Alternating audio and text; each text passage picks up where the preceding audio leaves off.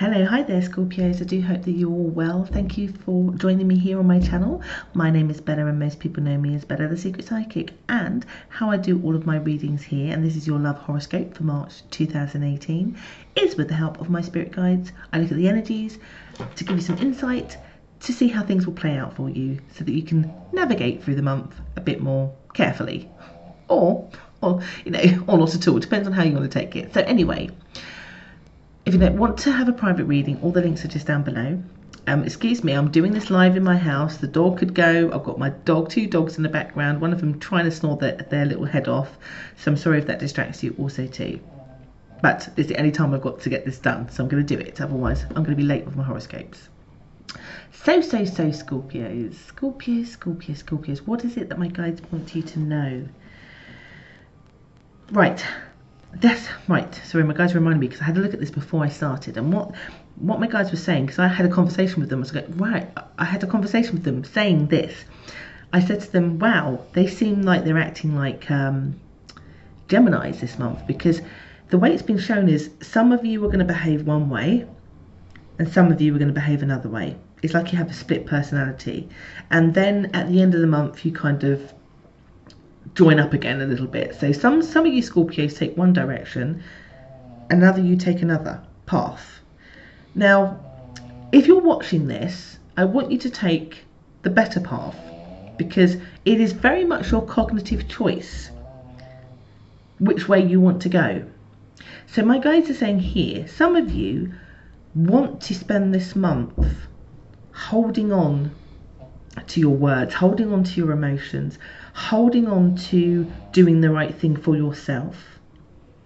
Want to keep the status quo, want to keep things, like want to almost seem like you want to remain in pain about something, or remain stubborn about something, or to remain sort of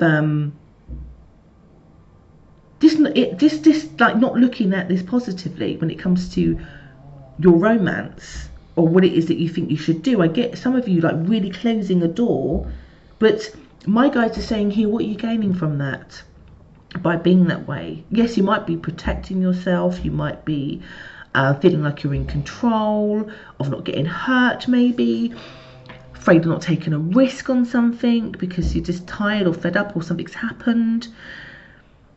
But my guides are saying here, what's that really serving? And this is where they're going. They're saying some of you are splitting off into that place because it's like you're afraid of something. And I guess we've all been afraid when it comes to romances. So perhaps you're closing yourself off from dating because you don't want to get hurt again. Perhaps you've shut yourself down in a relationship because you just can't cope anymore about something. Whatever this is, they're saying here is the wrong attitude, because you're taking yourself to a low vibration.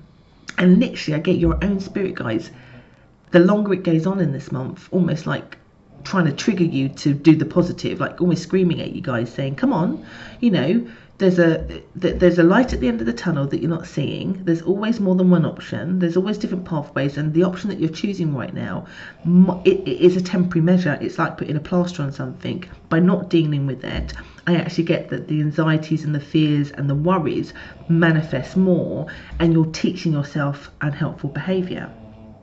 So sorry to go right in with the negative, but it has a positive, because the positive is about your cognitive choice.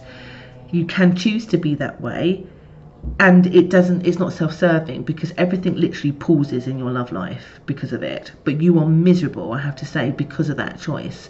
And remember, it depends on what you believe, but I believe in the law of attraction. What it is that we think about and believe, we beget, and we put ourselves in a low vibration, which is sometimes harder to get yourself out of. You'll get stuck there. The universe also, because we're in different energy than we was last year, is not liking that. It's not for people to slip into the negative, and people that choose to do that, the universe a little bit puts a squeeze on them to say, come on, come back to the light. You know, it can't be comfortable there, so it just makes it a little bit extra uncomfortable to make sure that you come out of it. So what I'm saying to you, if you're choosing to shut yourself down emotionally from somebody, stand back, not communicate, you know, to stay in your kind of negative bubble, you're doing yourself harm emotionally, and it's not okay. Not from my perspective anyway.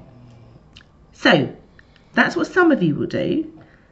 Some of you, it goes like this, which is a different, like the contrast could not be completely different if I tried to explain it. And it's about choice. So let's go back to like the first week. They're saying here, if you choose just to speak your mind, to speak your fears, to communicate, to express words of love, you know, without that fear, to take that risk, basically, you're starting, you know, you're firstly, it goes well. It goes more than well, because what it is that you were fearing that perhaps somebody couldn't do for you, or that they wouldn't be for you, or that you know, that they was.